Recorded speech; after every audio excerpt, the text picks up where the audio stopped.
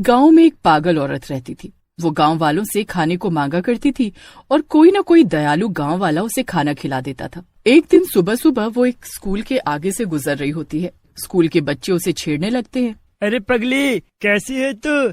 आज तो बहुत सुंदर लग रही है। पप्पू की बात सुनकर पगली औरत कहती है, सुंदर होगी तेरी माँ, समझा? मैं तो ब्यूटीफुल हूँ, ब्यूटीफुल। पप्पू का दोस्त सनी भी उसे छेड़ते हुए बोलता है, अरे ओ पगली औरत, आइसक्रीम खाएगी? मेरे पास आइसक्रीम है, ये ले। पगली औरत को आइसक्रीम बहुत पसंद होती है और वो सनी से कहती है, अरे वाह, तेरे पास आइसक्रीम है? मुझे तो आइसक्रीम बहुत पसंद है, चल खिला दो आइसक्रीम। ऐसा कहकर पगली औरत सनी के पास जाती है। सनी उसे सड़े गले फलों से भरा हुआ डब्बा दे देता है। वो डब्बा लेकर वो औरत वहाँ से चली जाती है। आज तो मुझे आइसक्रीम मिली है, मैं अकेले में खाऊंगी और किसी को भी नहीं दूंगी। खूब मजा आएगा। पागल औरत के जाने के बाद सनी और पप्पू आपस में बातें करने लगते हैं। अबे कंगले, एक बात बता, तेरा भुक्खड़ बाप तो 2 रुपए देता नहीं, तू आइसक्रीम कहाँ से ले आया? पप्पू की बात सुनकर सनी हंसने लगता है और बोलता है, खा गए ना धोखा। अरे वो मैंने उस औरत को कोई आइसक्रीम नहीं दी है, बल्कि उस डब्बे में कई दिनों के बासी फल पड़े थे जो मैंने उसे दे दिए। सनी की बात सुनकर पप्पू भी हंसने लगता है। तभी उनके साथ पढ़ने वाली एक लड़की, जिसका नाम पूजा होता है, उनकी बातें सुनकर बोलती है, तुम दोनों कितने घटिया इंसान हो। अगर उस औरत को कुछ हो गया तो तुम्हें उस पर कोई दया नहीं आई। पूजा की बात सुनकर सनी हंसते हंसते बोलता है, अरे पूजा, तू क्यों मदर इंडिया बन रही है? अरे मजाक ही तो की है, कहीं सड़े फल खाने से कोई मर सकता है क्या?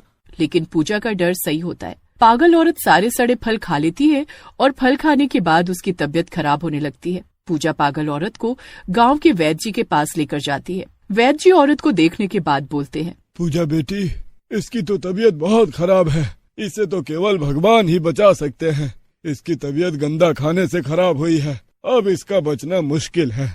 ऐसा कहकर वैद्य जी वहाँ से चले जाते हैं। पूजा भी भारी मन के साथ वहाँ से चली जाती है।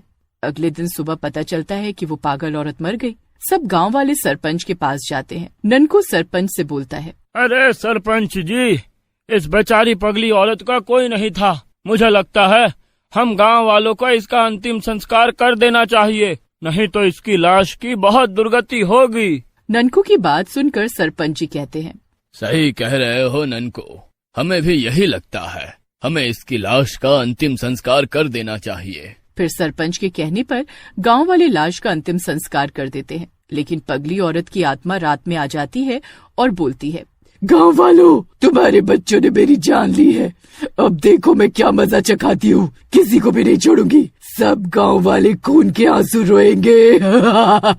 तभी उसकी नजर उसकी लाश के पास खड़ी पूजा पर पड़ती है। पूजा रो रही होती है और अपने आप से बोल रही होती है, ये उन दुष्टों ने आपके साथ अच्छा नहीं किया, उन दोनों को उनके किए की सजा भगवान जरूर देगा। पूजा की बात सुनकर पगली औरत की आत्मा कहती है, ये एक नेक बच्ची है और एक वो दुष्ट बच्चे, मैं जरूर बदला लूंगी, भगवान नहीं मैं ही सजा दूंगी सब दुष्ट बच्चों को। ऐसा कहकर चुड़ैल एक औरत का रूप ले लेती है और अगली सुबह गांव के स्कूल में प्रिंसिपल के पास जाकर कहती है, सर मेरा नाम कामिनी है, मैं इस गांव में नई आई हूँ और इंग्लिश की टीचर हूँ। स्कूल में कोई इंग्लिश टीचर की जरूरत है क्या? मैं यहाँ पढ़ाना चाहती हूँ। कामिनी की बात सुनकर प्रिंसिपल बोलते हैं, बेटी, टीचर की जरूरत तो है, लेकिन स्कूल के पास पैसे नहीं है नया टीचर रखने के लिए। अगर तुम चाहो तो फ्री में पढ़ा सकती हो। प्रिंसिपल की बात सुनकर कामिनी खुश हो जाती है और बोलती है, कोई बात नहीं सर, मैं फ्री में ही बच्चों को पढ़ा लूंगी, आप पैसे की चिंता मत करें। इस तरह चुड़ैल इंग्लिश टीचर के रूप में स्कूल में आ जाती है और फिर बच्चों को पढ़ाना चालू कर देती है। कुछ दिन तो चुड़ैल कुछ नहीं करती, लेकिन एक दिन उसे मौका मिलता है। चुड़ैल पप्पू के पास जाती है और बोलती है, पप्पू बेटा, पहचाना मुझे? तेरी वजह से मेरी जान गई थी। चुड़ैल की बात सुनकर पप्पू बोलता है, मेरी वजह से? मैंने क्या किया है चुड़ैल जी? मैं तो आपको जानता भी नहीं हूँ। पप्पू की बात सुनकर चुड़ैल हंसने लगती है और बोलती है, तू मुझे नहीं जानता।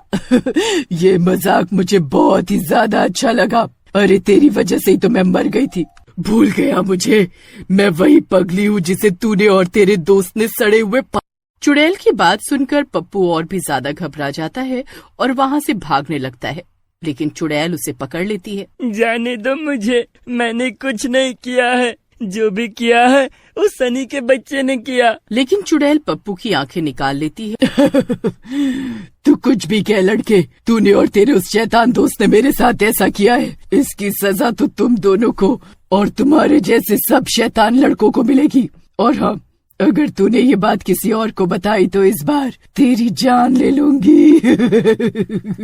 आंखें निकलते ही पप्पू बेहोश हो जाता है और जब उसे होश आता है तो वो अपने आप को गांव वालों के बीच में पाता है। सरपंच जी पप्पू से कहते हैं, पप्पू बेटा, ये क्या हुआ? कहाँ गई तुम्हारी आंखें? सरपंच की बात सुनकर पप्पू से बोलने लगता है, लेकिन तभी उसे चुड़ैल की धमकी याद आ जाती है और वो बोलता है, पता नहीं सरपंच जी, मैं तो बेहोश हो गया था। जब मुझे होश आया तो मेरी आंख चोरी हो गई थी, मुझे कुछ दिखाई नहीं दे रहा। पप्पू की बातें सुनकर सरपंच और गांव वाले वहां से चले जाते हैं। अगले दिन चुड़ैल कामिनी के रूप में पढ़ा रही होती है। तभी एक शरारती बच्चा उसे दिखता है। वो उस बच्चे के पास जाती है और बोलती है, मैं तुम्हारी नई इंग्लिश टीचर हूँ, क्या तुम मुझसे पढ़ोगे? कामिनी की बात सुनकर बच्चा हंसने लगता है और बोलता है, मैडम जी, आप जैसे सुंदर टीचर से तो मैं जरूर पढ़ूंगा। बताओ कहाँ पर पढ़ाओगे? तुम तो बड़े ही बदमाश बच्चे हो, चलो हम दूर जाकर पढ़ते हैं। फिर कामिनी बच्चे को लेकर स्कूल की दूसरी तरफ खाली जगह पर ले जाती है और वहाँ जाकर अपने असली रूप में आ जाती है। तुम बहुत ही शैतान हो और तुम्हारे जैसे एक शैतान ने मेरी जान ली है, इसलिए मैं तुम्हें जाने नहीं दे सकती। ऐसा कहकर चुड़ैल बच्चे की आंख निकाल लेती है और उसे भी डराते हुए बोलती है, सुन लड़के, अगर तूने हमारे बीच की बात किसी और को बताई तो तू जान से जाएगा, समझा? फिर चुड़ैल वापस कामिनी के रूप में आ जाती है। इसके बाद तो चुड़ैल एक के बाद एक कई बच्चों की आंखें निकाल लेती है। अरे कुछ करिए, नहीं तो हमारे गांव में एक भी आंख वाला बच्चा नहीं बचेगा। पता नहीं कौन सा दुष्ट है जो इनकी आंखें निकाल रहा है। गांव वाले की बात सुनकर सरपंच जी कहते हैं, अरे दीनानाथ, ऐसे क्यों गुस्सा कर रहे हो? ये मेरे भी बच्चे हैं, लेकिन मैं क्या कर सकता हूँ? कोई बच्चा बताने के लिए तैयार ही नहीं है। अरे लेकिन सरपंच जी, हम इस तरह हाथों पर हाथ धर कर भी तो नहीं बैठ सकते। सही कह रहे हो दीनानाथ, लेकिन हमें ये जानना तो होगा ही कि ये सब कर कौन रहा है। इसलिए मेरी तुमसे और बाकी गांव वालों से ये प्रार्थना है, पहले पता करो कि ये सब कौन कर रहा है।